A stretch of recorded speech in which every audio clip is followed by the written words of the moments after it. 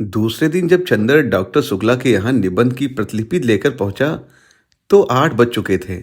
7 बजे तो चंदर की नींद ही खुली थी और जल्दी से वह नहा धोकर साइकिल दौड़ाता हुआ भागा था कि कहीं भाषण की प्रतिलिपि पहुंचने में देर न हो जाए।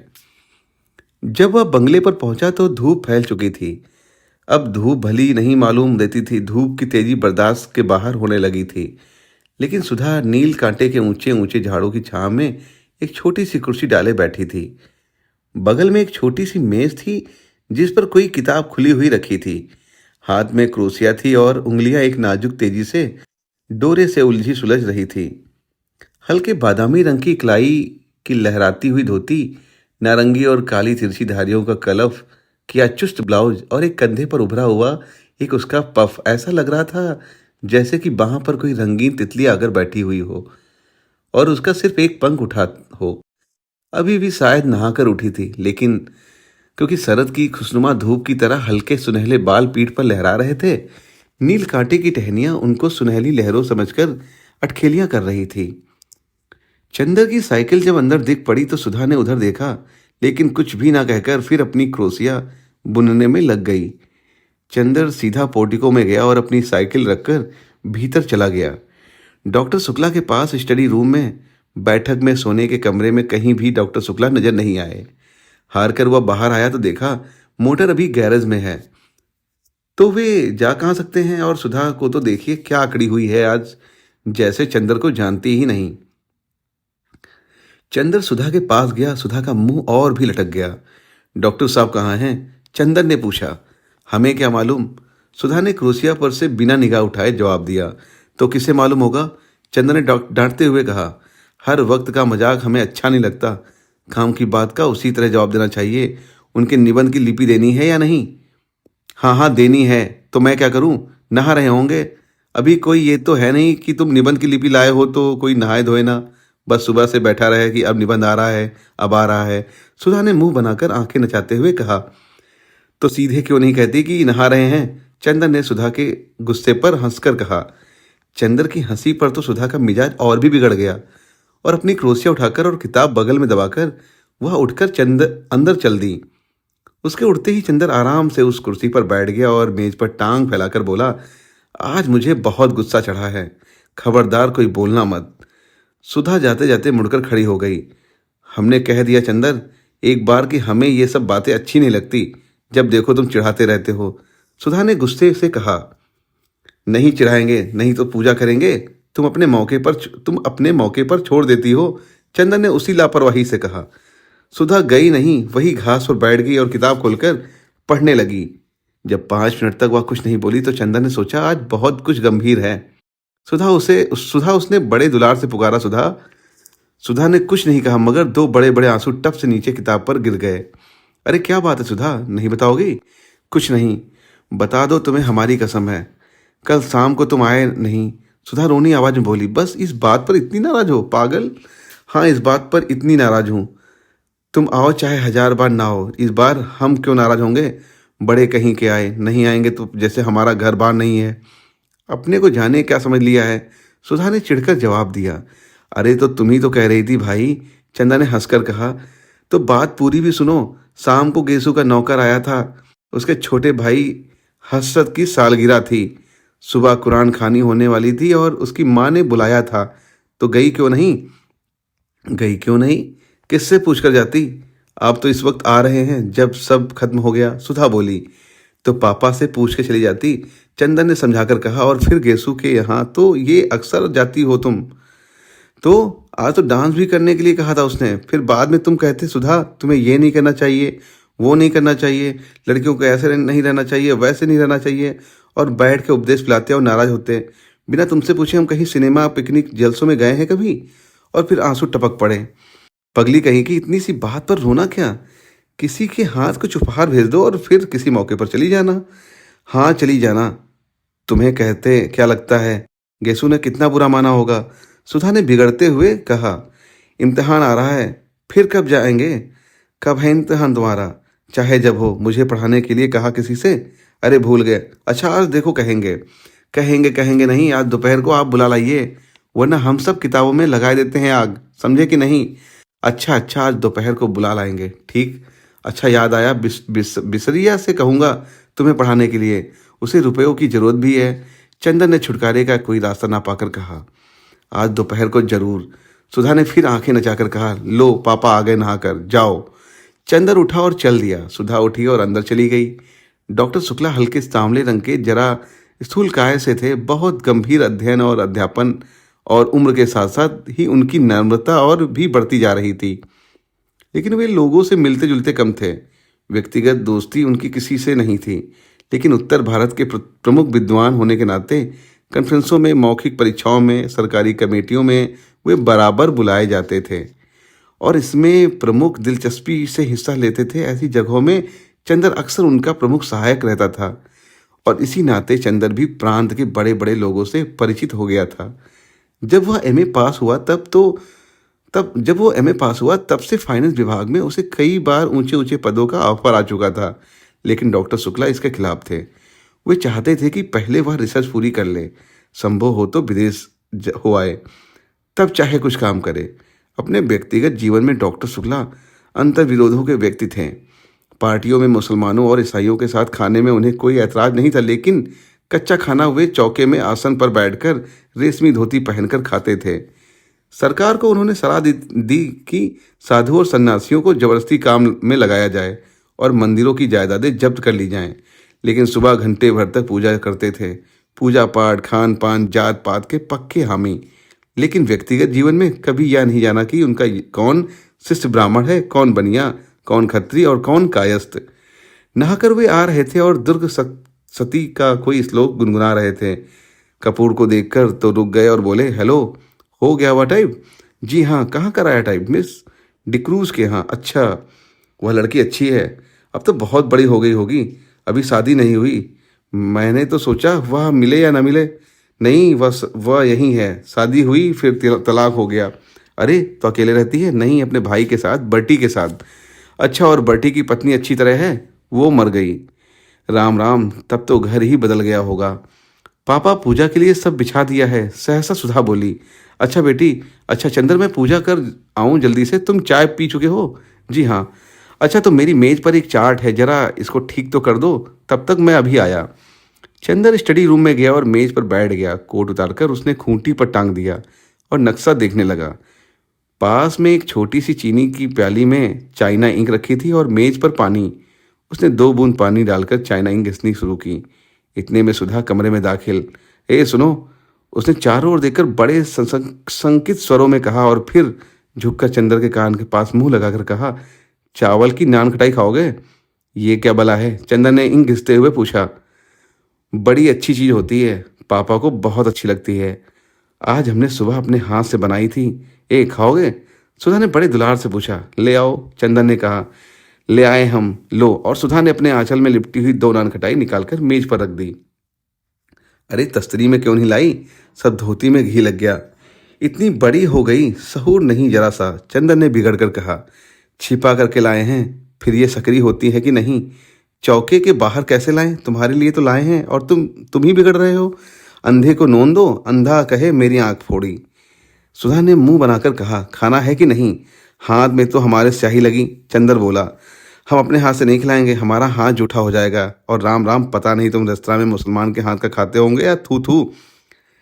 चंदर हंस पड़ा सुधा की इस बात पर और उसने पानी में हाथ डुबोकर बिना पूछे सुधा के आंचल में हाथ पोंछ दिए। स्याही और बेतकल्लुफी से नान खटाई उठाकर खाने लगा।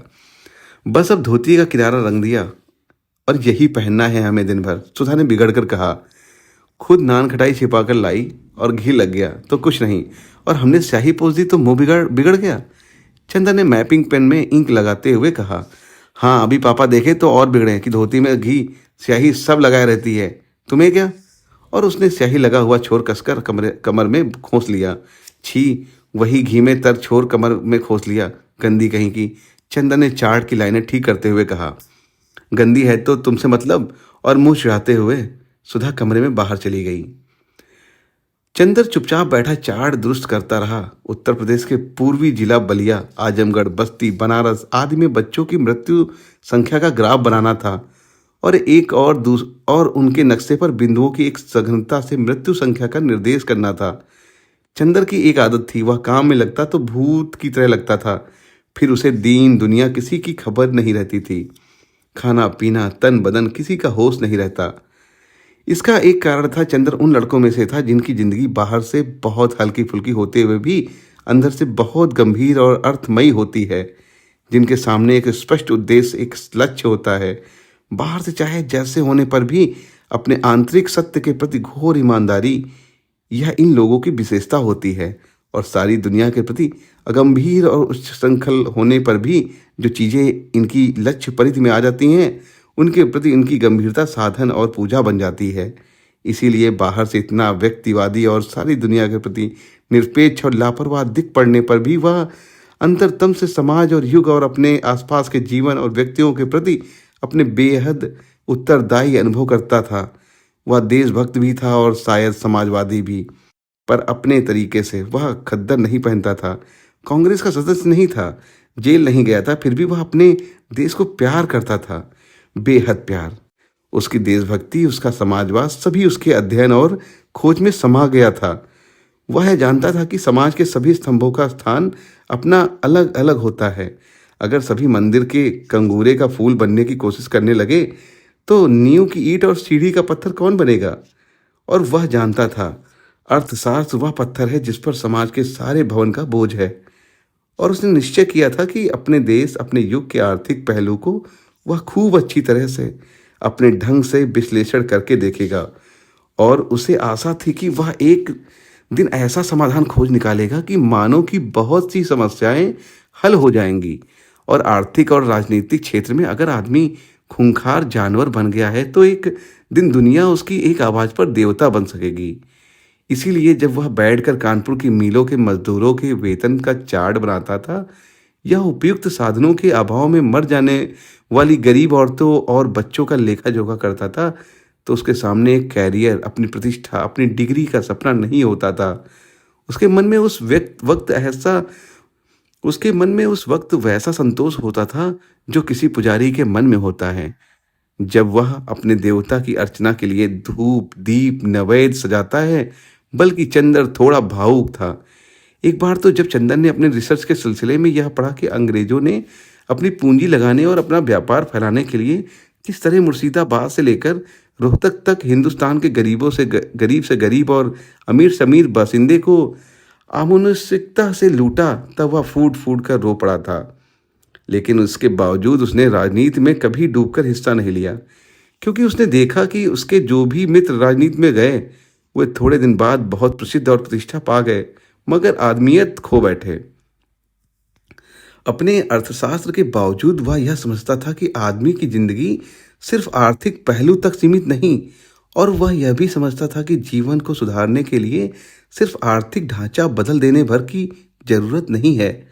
उसके लिए आदमी का सुधार करना होगा, व्यक्ति का सुधार करना होगा, वरना एक भरे पूरे और वैभवशाली समाज में भी आज के से स्वस्थ और पार्श्विक प्रबल व्यक्तियों वाले व्यक्ति रहेंगे तो दुनिया ऐसी ही लगेगी जैसे एक खूबसूरत सजा सजाया महल जिसमें कीड़े और राक्षस रहते हों। वह यह भी समझता था कि वह जिस तरह की दुनिया का सपना देखता, वह दुनिया आज किसी भी एक राजनीतिक क्रांति या किसी भी विशेष पार्टी की सहायता मात्र से नहीं बन सकती है।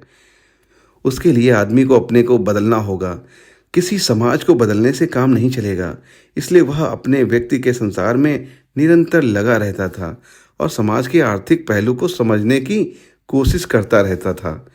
यही कारण है कि अपने जीवन में आने वाली व्यक्तियों के प्रति वह बेहद ईमानदार रहता था और अपने अध्ययन और काम के प्रति वह सचेत और जागरूक रहता था। और वह अच्छी तरह समझता था कि इस तरह वह दुनिया को उस ओर बढ़ाने में थोड़ी सी मदद कर रहा है। क्योंकि अपने में भी वह सत्य की वही चिंगारी पाता था, इसलिए कभी यह दार्शनिक न होते हुए भी वह इतना भावुक, इतना दृढ़ चरित्र, इतना सशक्त और इतना गंभीर था। और काम तो अपना वह इस तरह करता जैसे वह किसी की एकाग्र उपासना कर रहा हो। इसीलिए जब वह चार्ट के नक्शे पर कलम चला रहा था तो उसे मालूम नहीं हुआ कि कितनी देर से डॉक्टर शुक्ला आकर उसके पीछे खड़े हो गए। वाह, नक्शे पर तो तुम्हारा हाथ बहुत अच्छा चलता है, बहुत अच्छा। अब उसे रहने दो, लाओ देखे तुम्हारा काम कैसा चल रहा है। आज तो इतवार है ना। डॉक्टर शुक्ला पास की कुर्सी पर बैठकर बोले। चंदर, आजकल मैं एक किताब लिखने की सोच रहा हूँ। मैंने सोचा कि भारतवर्ष की जाति व्यवस्था का नए वैज्ञानिक ढंग से अध्ययन और विश्लेषण किया जाए। तुम इसके बारे में क्या सोचते हो?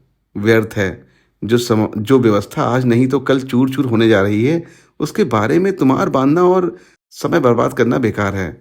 चंदन ने बहुत आत्मविश्वास से कहा। यही तो तुम लोगों में खराबी है। कुछ थोड़ी सी खराबियां जात व्यवस्था की देख ली और उसके खिलाफ हो गए। एक रिसर्च स्कॉलर का दृष्टिकोण ही दूसरा होना चाहिए। फिर हमारे भारत की प्राचीन सांस्कृतिक परंपराओं को तो बहुत ही सावधानी से समझने की आवश्यकता है। यह समझ लो कि मानव जाति दुर्बल नहीं है।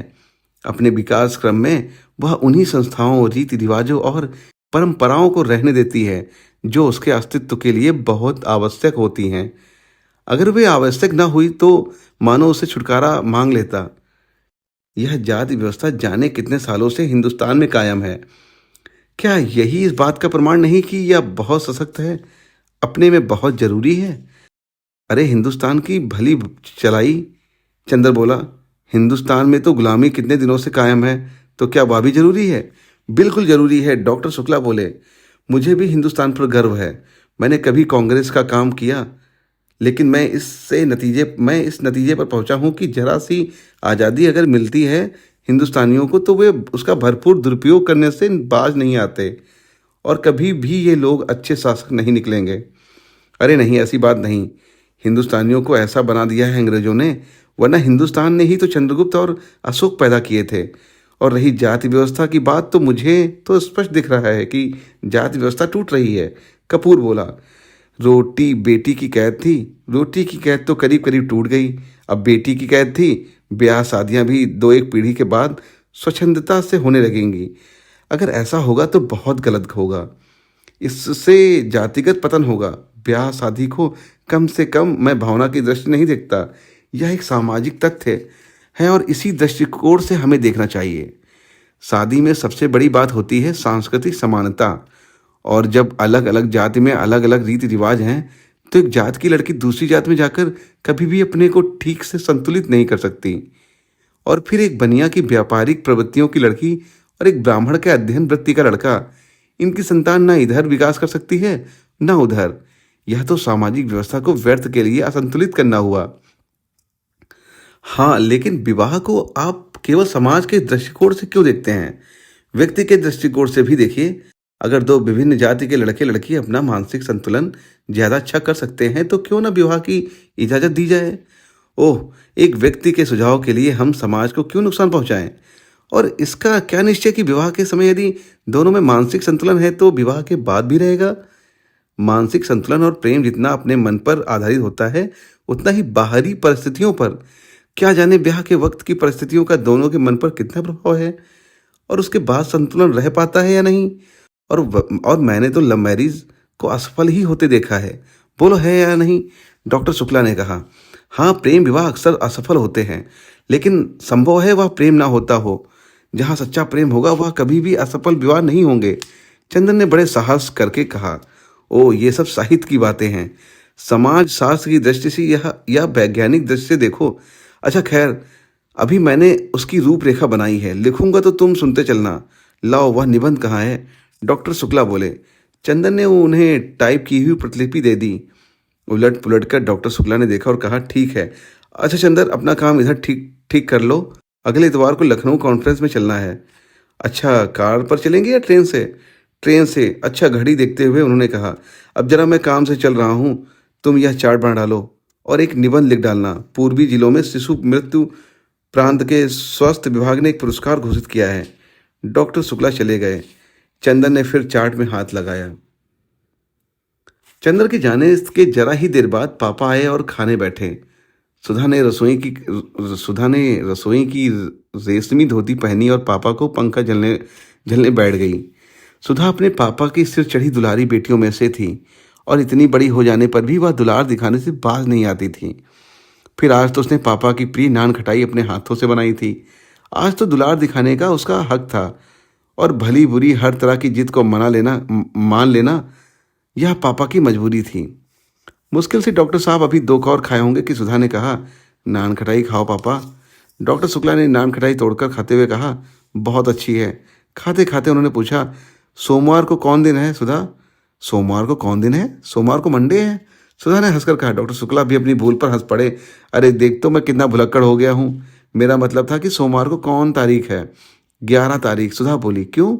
कुछ नहीं, 10 को कॉन्फ्रेंस है और 14 को तुम्हारी बुआ आ रही हैं। बुआ आ रही हैं और बिनती भी आएगी। हाँ, उसी को तो पहुँचाने आ रही हैं। विदुषी का केंद्र यहीं तो है।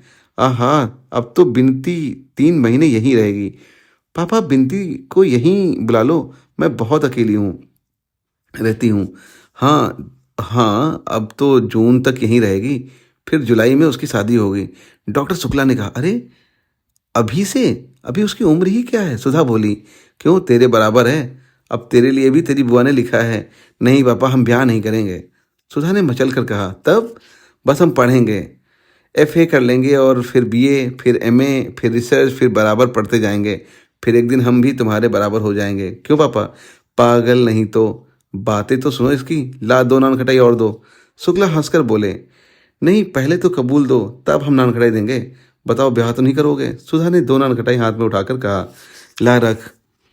नहीं, पहले बता दो। अच्छा अच्छा, नहीं करेंगे। सुधा ने दोनों नान खटाई रखकर पंखा झलना शुरू किया। में फिर नान खटाइयाँ खाते हुए डॉक्टर शुक्ला बोले। तेरी सास तुझे देखने आएगी तो यही नान खटाइयाँ तुमसे बनवा कर खिलाएंगे।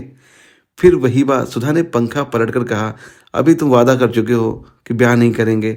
हाँ हाँ, ब्याह नहीं करूँगा, यह तो कह दिया मैंने। लेकिन तेरा ब्याह नहीं करूँगा, यह मैंने कब कहा? हाँ हाँ, ये तो फिर झूठ बोल गए तुम। सुधा बोली। अच्छा, हे चलो ओहर। महाराजी ने डांट कर कहा। अति बड़ी बिटिया हो गई, मारे दुलारे के बररानी जात है। महाराजिन पुरानी थी और सुधा को डांटने का पूरा हक था उसे, और सुधा भी उसका बहुत लिहाज करती थी। वह उठी और चुपचाप जाकर अपने कमरे में लेट गई। 12 बज रहे थे। वह लेटी लेटी कल रात की बात सोचने लगी। क्लास में क्या मजा आया था। कल गेसु कितनी अच्छी लड़की है। इस वक्त गेसु के यहाँ खाना पीना हो रहा होगा और फिर सब लोग मिलकर गाएंगे। कौन जाने, शायद दोपहर को कवाली भी हो। इन लोगों के यहाँ कवाली इतनी अच्छी होती है, सुधा सुन नहीं पाएगी और गेसु ने भी कितना बुरा माना होगा। और यह सब चंदर की वजह से। चंदर हमेशा उसके आने जाने, उठने बैठने में कतर व्योत करता रहता है। एक बार वह अपने मन से लड़कियों के साथ पिकनिक में चली गई थी। वही चंदर के बहुत से दोस्त भी थे। एक दोस्त ने जाकर चंदर से जाने क्या कह दिया कि चंदर उस पर बहुत बिगड़ा, और सीधा सुधा कितना रोई थी उस दिन। यह चंदर बहुत खराब है। सच पूछो तो अगर कभी कभी वह सुधा का कहना मान लेता है तो उसे दुगना सुधा पर रोब जमाता है और सुधा को रुला रुलाकर मार डालता है, और खुद अपने आप पर दुनिया भर में घूमेंगे।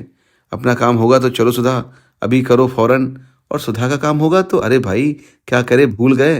अब आज ही देखो, सुबह 8 बजे आए और अब देखो 2 बजे भी जनाब आते हैं या नहीं, और कह गए हैं 2 बजे तक के लिए। तो 2 बजे तक सुधा को चैन नहीं पड़ेगी, न नींद आएगी, न किसी काम में तबीयत लगेगी। लेकिन अब ऐसे कैसे काम चलेगा? इम्तिहान को कितने थोड़े दिन रह गए हैं और सुधा की तबीयत सिवा पोएट्री के और कुछ पढ़ने में लगती ही नहीं।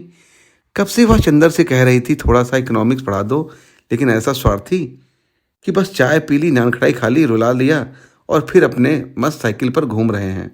यही सब सोचते सोचते सुधा को नींद आ गई, और 3 बजे जब गेसु आई तो भी सुधा सो रही थी।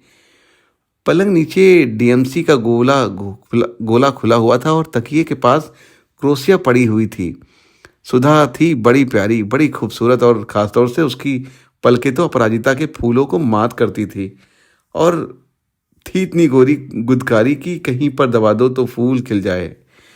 मूंगिया होठों पर जाने कैसा अछूता गुलाब मुस्कुराता था, और बाहें तो जैसे बेले की पंखुड़ियों की बनी हो। गेसु आई, उसके हाथ में मिठाई थी जो उसकी माँ ने सुधा के लिए भेजी थी। वह पल भर खड़ी रही और फिर उसने मेज पर मिठाई रख दी और क्रोसिया से सुधा की गर्दन गुदगुदाने लगी। सुधा ने करवट बदली।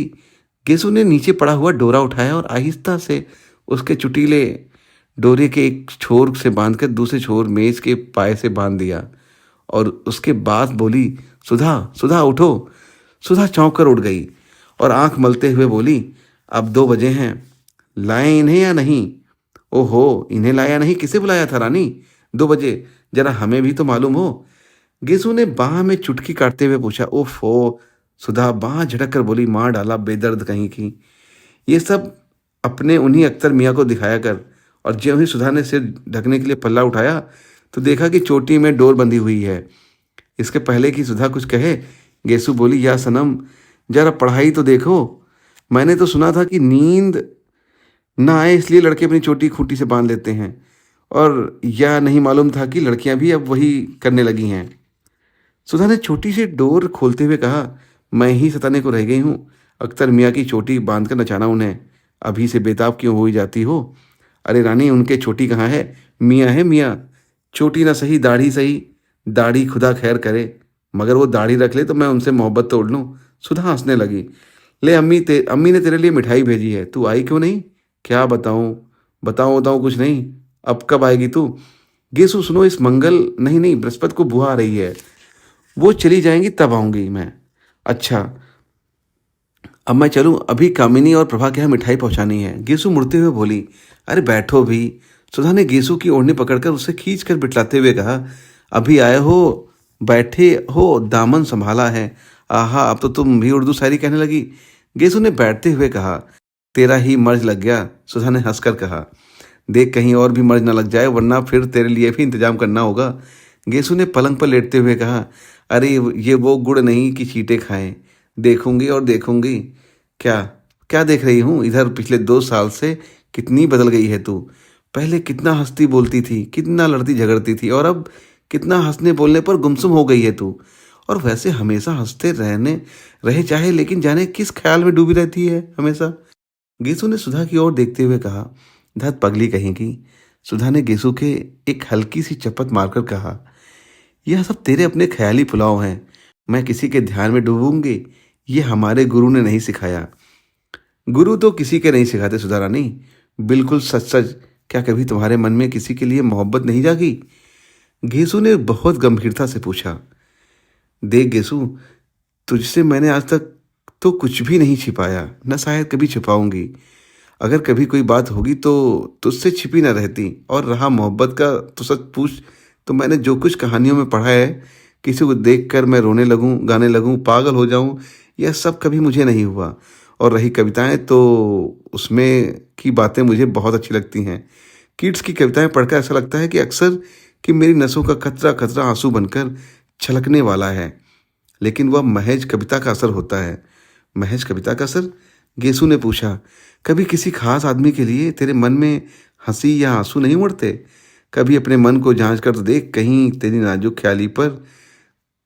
ख्याली के पर्दे में किसी एक की मूरत तो नहीं छिपी है? नहीं गेसु बानो, नहीं। इसमें मन को जांचने की क्या बात है? ऐसी बात होती और मन किसी के लिए झुकता तो क्या खुद मुझे नहीं मालूम होता? सुधा बोली। लेकिन तुम ऐसा क्यों सोचती हो? बात यह है सुधी, गेसु ने सुधा को अपनी गोद में खींचते हुए कहा, देखो, तुम मुझसे इल्म से ऊंची हो। तुमने अंग्रेजी शायरी छान डाली है, लेकिन जिंदगी से जितना मुझे साबिका पड़ चुका है, अभी तुम्हें नहीं पड़ा। अक्सर कब, कहाँ और कैसे मन अपने को हार बैठता है, या खुद हमें पता नहीं लगता। मालूम तब होता है जब जिसके कदम पर हमने सिर रखा है वह झटके से अपना कदम घसीट ले। उस वक्त हमारी नींद टूट जाती है, और तब हम जाकर देखते हैं कि अरे, हमारा सिर तो किसी के कदमों पर रखा हुआ था, और उनके सहारे आराम से सोते हुए हम सपना देख रहे थे कि हमारा सिर कहीं झुका ही नहीं। और मुझे जाने तेरी आंखों में इधर क्या दिख रहा है कि मैं बेचैन हो उठी हूँ। तूने कभी कुछ नहीं कहा, लेकिन मैंने देखा कि नाजुक असार तेरे दिल को उस जगह छू लेते हैं जिस जगह उसी को छू सकते हैं जो अपना दिल किसी के कदमों पर चढ़ा चुका हो। और मैं यह नहीं कहती कि तूने मुझसे छिपाया है। कौन जानता है तेरे दिल ने खुद तुझसे यह राज छिपा रखा हो। और सुधा के गाल थपथपाते हुए गेसु बोली, लेकिन मेरी एक बात मानेगी तू? तू कभी इस दर्द को मोल ना ले, बहुत तकलीफ होती है। सुधा हंसने लगी। तकलीफ की क्या बात है, तू तो है ही। तुझसे पूछ लूंगी कि इसका इलाज क्या है। मुझसे पूछकर क्या कर लेगी?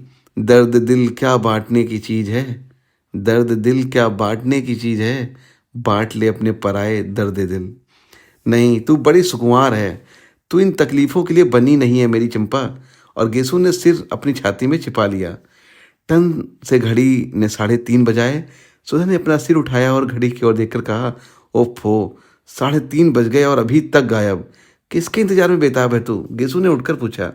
बस दर्द दिल, मोहब्बत, इंतजार, बेताबी। तेरे दिमाग में तो यही सब भरा रहता है आजकल। वही तू सबको समझती है। इंतजार इंतजार नहीं, चंदर अभी मास्टर लेकर आएंगे सब। अब इम्तिहान कितना नज़दीक है। हाँ, ये तो सच है। और अभी तक मुझसे पूछ क्या पढ़ाई हुई है। असल बात तो यह है कि कॉलेज में पढ़ाई हो तो घर में पढ़ने में मन लगे, और राजा कॉलेज में पढ़ाई नहीं होती। इससे अच्छा सीधे यूनिवर्सिटी में बीए करते तो अच्छा था। मेरी तो अम्मी ने कहा कि वहाँ लड़के पढ़ते हैं, वहाँ नहीं भेजूंगी। लेकिन तू क्यों नहीं गई सुधा? मुझे भी चंदन ने मना कर दिया था, सुधा बोली। सहसा गेसु ने एक क्षण को सुधा की ओर देखा और कहा, सुधी, तुझसे एक बात पूछूं? हाँ हाँ। अच्छा, जाने दे, पूछना। नहीं पूछना क्या, खुद जाहिर है। क्या कुछ नहीं, पूछना। अच्छा, फिर कभी पूछ लेंगे, अब देर हो रही है, आधा घंटा हो गया, कोचवान बाहर खड़ा है। सुधा गेसु को पहुंचाने बाहर तक आई। कभी हसरत को लेकर आओ, सुधा बोली। अब पहले तुम आओ, गेसु ने चलते चलते कहा। हाँ, हम तो बिनती को लेकर आएंगे, और हसरत से कह देना तभी उसके लिए तोहफा लाएंगे।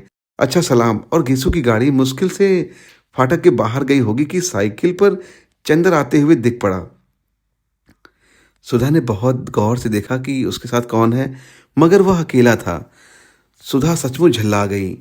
आखिर लापरवाही की हद होती है। चंदर को दुनिया भर के काम याद रहते हैं, एक सुधा से जाने क्या खार खाए बैठा है कि सुधा का काम नहीं कभी करेगा। इस बात पर सुधा कभी कभी दुखी हो जाती है, और घर में किससे वह कहे काम के लिए खुद कभी बाजार नहीं जाती। नतीजा यह होता है कि छोटी से छोटी चीज़ के लिए मोहताज होकर बैठ जाती है, और काम नौकरों से करवा भी ले। पर अब मास्टर तो नौकर नहीं ढूंढवा सकता, उन तो नौकर नहीं पसंद कर सकता, किताबें तो नौकर नहीं ला सकता, और चंदर यह हाल है। इसी बात पर कभी कभी उसे रुलाई आ जाती है। चंदर ने आकर बरामदे में साइकिल रखी, और सुधा का चेहरा देखते ही वह समझ गया। काहे मुंह बना रखा है? 5 बजे मास्टर साहब आएंगे तुम्हारे, अभी उन्हीं के यहाँ से आ रहे हैं। बिसरिया को जानती हो, वही आएंगे। और उसके बाद चंदर सीधा स्टडी रूम में पहुंचा गया। वहां जाकर देखा तो आराम कुर्सी पर बैठे ही बैठे डॉक्टर शुक्ला सो रहे हैं। अतः उसने चार्ट और पेन उठाया और ड्राइंग रूम में आकर चुपचाप काम करने लगा। बड़ा गंभीर था वह। जब इंक घोलने के लिए उसे सुधा से पानी नहीं मांगा और खुद गिलास लाकर आंगन में पानी लेने लगा, तब सुधा समझ गई कि आज दिमाग कुछ बिगड़ा है। वह एकदम तड़प उठी। क्या करे वह? वैसे चाहे वह चंदर से कितना ही क्यों ना हो, पर चंदर गुस्सा रहता है तब सुधा की रूह कांप उठती थी। उसकी हिम्मत नहीं पड़ती थी कि वह कुछ भी कहे, लेकिन अंदर ही अंदर वह इतनी परेशान हो उठी थी कि बस कई बार वह किसी न किसी बहाने से ड्राइंग रूम में आई, कभी गुलदस्ता बदलने, कभी मेज पोस्ट बदलने, कभी अलमारी में कुछ रखने, कभी अलमारी में से कुछ निकालने। लेकिन चंदर अपने चार्ट में निगाह गड़ाए रहा। उसने सुधा की ओर देखा तक नहीं। सुधा की आंख में आंसू छलक आए और वह चुपचाप अपने कमरे में चली गई और लेट गई। थोड़ी देर वह पड़ी रही। पता नहीं कि वह फूट फूट कर रो पड़ी। खूब रोई और फिर मुंह धोकर आकर पढ़ने की कोशिश करने लगी। जब हर अक्षर में उसे चंदर का उदास चेहरा नजर आने लगा तो उसने किताब बंद करके रख दी और ड्राइंग रूम में आ गई। चंदर ने चार्ट बनाना भी बंद कर दिया था और कुर्सी पर सिर टेके छत की ओर देखता हुआ जाने क्या सोच रहा था। वह जाकर सामने बैठ गई तो चंदर ने चौंक कर सिर उठाया और फिर चार्ट को सामने खिसका लिया। सुधा ने बड़ी हिम्मत करके कहा, चंदर क्या? बड़े भर्राए गले से चंदर बोला, इधर देखो। सुधा ने बहुत दुलार से कहा, क्या है? चंदर ने उधर देखते हुए कहा, अरे सुधा, तुम रो क्यों रही हो? हमारी बात पर नाराज हो गए हो तुम? हम क्या करें, हमारा स्वभाव ही ऐसा हो गया है। पता नहीं क्यों तुम पर इतना गुस्सा आ जाता है। सुधा के गाल पर 2 बड़े बड़े मोती ढलक आए। अरे पगली, मालूम होता है तुम्हारा दिमाग बहुत जल्दी खराब हो जाएगा। हमने तुमसे कुछ कहा है? कह लेते तो हमें संतोष हो जाता। हमने कभी कहा तुमसे कि तुम कहा मत करो, गुस्सा मत हुआ करो, मगर तुम तो फिर गुस्सा मन ही मन में छिपाने लगते हो। इसी पर हमें रुलाई आ जाती है। नहीं नहीं सुधा, तुम्हारी बात नहीं थी और हम गुस्सा भी नहीं थे। पता नहीं क्यों बस मन बड़ा भारी सा था। क्या बात है? अगर बता सको तो बताओ, वरना हम कौन है तुमसे पूछने वाले। सुधा ने बड़े करुण स्वर में कहा, तो तुम्हारा दिमाग खराब हुआ? हमने कभी तुमसे कोई बात छिपाई? जाओ अच्छी अच्छी लड़की की तरह मुंह धोआओ। सुधा उठी और मुंह धोकर आकर बैठ गई। अब बताओ क्या बात थी? कोई एक बात हो तो बताएं। पता नहीं तुम्हारे घर से गए तो एक ना एक ऐसी बात होती गई कि मन बड़ा उदास हो गया। आखिर फिर भी कोई बात तो हुई होगी। बात यह हुई कि तुम्हारे यहाँ से मैं घर गया खाना खाने। वहाँ देखा चाचा जी आए हैं। उनके साथ एक कोई साहब और हैं। खैर बड़ी खुशी हुई। खाना वाना खाकर जब बैठे तब मालूम हुआ कि चाचा जी मेरा ब्याह तय करने के लिए आए हैं और साथ वाले साहब मेरे होने वाले ससुर हैं। जब मैंने इनकार कर दिया तो बहुत बिगड़कर चले गए और बोले, हम आज से तुम्हारे लिए मर गए और तुम हमारे लिए मर गए। तुम्हारी माता जी कहाँ हैं? प्रतापगढ़ में हैं। लेकिन वो तो सौतेली हैं और वे तो चाहती ही नहीं कि मैं घर लौटूं। लेकिन चाचा जी जरूर आज तक मुझसे कुछ मोहब्बत करते थे। आज वह भी नाराज होकर चले गए। सुधा कुछ देर तक सोचती रही, फिर बोली, तो चंदर तुम शादी कर क्यों नहीं लेते? नहीं सुधा, शादी नहीं करनी मुझे। मैंने देखा है जिसकी शादी हुई है कोई भी सुखी नहीं हुआ। सभी का भविष्य बिगड़ गया। और क्यों एक तवालत पाली जाए? जाने कैसी लड़की हो, क्या हो। तो उसमें क्या, पापा से कहो उस लड़की को जाकर देख लें। हम भी पापा के साथ चले जाएंगे। अच्छी हो तो कर लो ना चंदर, फिर यहीं रहना है। हमें अकेला भी नहीं लगेगा। क्यों? नहीं जी, तुम तो समझती नहीं हो। जिंदगी निभानी है, कोई गाय भैंस खरीदना नहीं है। चंदन ने हंसकर कहा, आदमी एक दूसरे को समझे बूझे प्यार करे तब ब्याह के भी कोई मायने हैं। तो उसी से कर लो जिससे प्यार करते हो। चंदन ने कुछ जवाब नहीं दिया। बोलो, चुप क्यों हो गए? अच्छा, तुमने किसी को प्यार किया चंदर? क्यों, बताओ ना। शायद नहीं। बिल्कुल ठीक, हम भी यही सोच रहे थे अभी। सुधा बोली। क्यों? ये क्यों सोच रही थी? इसलिए कि तुमने किया होता तो तुम हमसे थोड़े ही छिपाते, हमें जरूर बताते। और नहीं बताया बताया तो हम समझ गए कि अभी तुमने किसी से प्यार नहीं किया। लेकिन तुमने यह पूछा क्यों सुधा? यह बात तुम्हारे मन में उठी कैसे? कुछ नहीं, अभी गेसु आई थी। वह बोली, सुधा तुमने किसी से कभी प्यार किया है? असल में वह अख्तर को प्यार करती है। उससे उसका विवाह होने वाला है। हाँ, तो उसने पूछा कि तूने किसी से प्यार किया? हमने कहा नहीं। बोली, तू अपने से छिपाती है। तो हम मन ही मन सोचते रहे कि तुम आओगे तो तुमसे पूछेंगे कि हमने कभी प्यार तो नहीं किया है, क्योंकि तुम ही एक हो जिससे हमारा मन कभी कोई बात नहीं छिपाता। अगर कोई बात छिपाई भी होती हमने तो तुम्हें जरूर बता देती।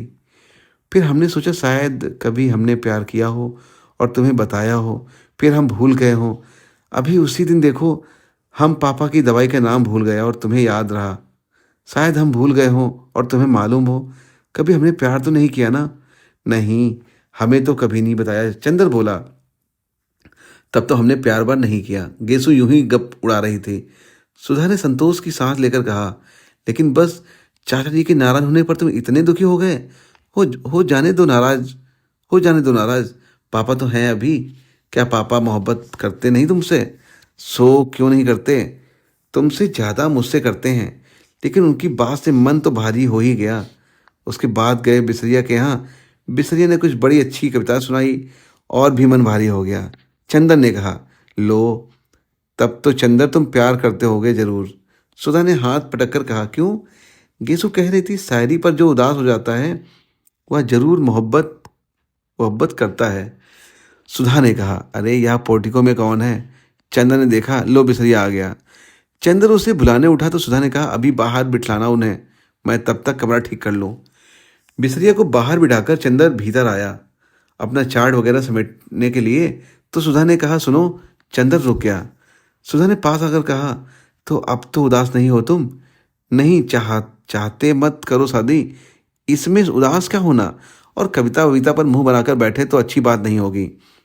अच्छा, चंदन ने कहा, अच्छा बच्चा नहीं, बताओ तुम्हें मेरी कसम, उदास मत हुआ करो फिर, हमसे कोई काम नहीं होता। अच्छा, उदास नहीं होंगे पगली, चंदन ने हल्की सी चपत मारकर कहा। और बरबस उसके मुंह से एक ठंडी सांस निकली। उसने चार्ट उठाकर स्टडी रूम में रखा। डॉक्टर साहब देखा, डॉक्टर साहब अभी सो रहे हैं। सुधा कमरा ठीक कर रही थी, वह आकर बिसरिया के पास बैठ गया। थोड़ी देर में कमरा ठीक करके सुधा आकर कमरे के दरवाजे पर खड़ी हो गई। चंदन ने पूछा, क्यों, सब ठीक है? उसने सिर हिला दिया। कुछ बोली नहीं। यही है आपकी शिष्या सुश्री सुधा शुक्ला, इस साल बीए फाइनल का इम्तिहान देंगी। बिसरिया ने बिना आंख उठाए ही हाथ जोड़ लिए। सुधा ने हाथ जोड़े, फिर बहुत सकुचा सी गई। चंदर उठा और बिसरिया को लाकर उसे उसने अंदर बिठा दिया। बिसरिया के सामने सुधा और उसके बगल में चंदर, चुप सभी चुप। अंत में चंदर बोले, लो तुम्हारे मास्टर साहब आ गए, अब बताओ ना तुम्हें क्या क्या पढ़ना है। सुधा चुप, बिसरिया कभी यह पुस्तक उलटता कभी वह। थोड़ी देर बाद वह बोला, आपके क्या विषय हैं जी। बड़ी कोशिश से बोलते हुए सुधा ने कहा, हिंदी, इकोनॉमिक्स और गृह विज्ञान। और उसके माथे पर पसीना झलक आया। आपको हिंदी कौन पढ़ाता है? बिसरिया ने किताब में ही निगाह गड़ाए हुए कहा। सुधा ने चंदर की ओर देखा और मुस्कुराकर फिर मुंह झुका लिया। बोलो ना तुम खुद, ये राजा गर्ल्स कॉलेज में है, शायद मिस पवार हिंदी में पढ़ाती हैं। चंदर ने कहा, अच्छा अब आप पढ़ाइए, मैं अपना काम करूं। चंदर उठकर चल दिए। स्टडी रूम में मुश्किल से चंदर दरवाजे तक पहुंचा होगा कि सुधा ने बिसरिया से कहा, जी मैं पेन ले आऊं, और लपकती हुई चंदर के पास पहुंची। ए सुनो चंदर। चंदर रुक गया और उसकी कुर्ता पकड़कर छोटे बच्चे की तरह मचलते हुए सुधा बोली, तुम चलकर बैठो तो हम पढ़ेंगे, ऐसे शर्म लगती है। जाओ चलो, इस हर वक्त वही बचपन। चंदर ने डांट कर कहा, चलो पढ़ो सीधे सीधे, इतनी बड़ी हो गई अभी तक वही आदतें। सुधा चुपचाप मुंह लटकाकर खड़ी हो गई और फिर धीरे धीरे पढ़ने लगी। चंद्र स्टडी रूम में जाकर चार्ट बनाने लगा। डॉक्टर साहब अभी तक सो रहे थे। एक मक्खी उड़कर उनके गले पर बैठ गई और उन्होंने बाएं हाथ से मक्खी मारते हुए नींद में कहा, मैं इस मामले में सरकार की नीति का विरोध करता हूँ। चंदन ने चौंक कर पीछे देखा। डॉक्टर साहब जग गए थे और जमुहाई ले रहे हैं। जी आपने मुझसे कुछ कहा? चंदन ने कहा, नहीं। क्या मैंने कुछ कहा था? ओह, मैं सपना देख रहा था। कै बज गए? 5:30। अरे बिल्कुल शाम हो गई। डॉक्टर साहब ने बाहर देखकर कहा, अब रहने दो कपूर, आज काफ़ी काम किया है तुमने। चाय मंगवाओ। सुधा कहाँ है? पढ़ रही है, आज से उसके मास्टर साहब आने लगे हैं। अच्छा अच्छा, जाओ उन्हें भी बुला लाओ और चाय भी मंगवा लो। उसे भी बुला लो और सुधा को। चंदर जब ड्राइंग रूम में पहुंचा तो देखा सुधा किताबें समेट रही है और बिसरिया जा चुका है। उसने सुधा से कहना चाहा, लेकिन सुधा का मुंह देखते ही उसने अनुमान किया कि सुधा लड़ने के मूड में है। अतः वह स्वयं ही जाकर महाराजिन से कहाया कि 3 प्याला चाय पढ़ने के कमरे में भेज दें। जब वह लौटने लगा तो खुद सुधा ही उसके रास्ते में खड़ी हो गई और धमकी के स्वर में बोली, अगर कल से साथ नहीं बैठोगे तुम तो हम नहीं पढ़ेंगे। हम साथ नहीं बैठ सकते, चाहे तुम पढ़ो या ना पढ़ो। चंदन ने ठंडे स्वर में कहा और आगे बढ़ा। तो फिर हम नहीं पढ़ेंगे, सुधा ने जोर से कहा। क्या बात है, क्यों लड़ रही हो तुम लोग? डॉक्टर शुक्ला अपने कमरे से बोले। चंद्र कमरे में जाकर बोला, कुछ नहीं, ये कह रही है कि पहले हम कहेंगे। बात काटकर सुधा बोली, पापा हमने इनसे कहा कि तुम पढ़ाते वक्त बैठा करो, हमें बहुत शर्म लगती है। ये कहते हैं पढ़ो चाहे ना पढ़ो, हम नहीं बैठेंगे। अच्छा अच्छा, जाओ चाय लाओ। जब सुधा चाय लाने गई तो डॉक्टर साहब बोले, कोई विश्वास पात्र लड़का है? अपने घर की लड़की समझकर सुधा को सौंपना पढ़ने के लिए। सुधा बच्ची नहीं है। हाँ हाँ, अरे यह अभी कोई कहने की बात है? हाँ, वैसे अभी तक सुधा तुम्हारी ही निगहबानी में रही है, तुम खुद ही अपनी जिम्मेवारी समझते हो। लड़का हिंदी में एमए है। हाँ, एमए कर रहा है। अच्छा है, तब तो बिनती आ रही है, उसे भी पढ़ा देगा। सुधा चाय लेकर आ गई। पापा तुम लखनऊ कब जाओगे? शुक्रवार को। क्यों? और ये भी जाएंगे? हाँ। और हम अकेले रहेंगे? क्यों, महाराजिन यहीं सोएंगी और अगले सोमवार को हम लौट आएंगे। डॉक्टर शुक्ला ने चाय का प्याला मुंह से लगाते हुए कहा।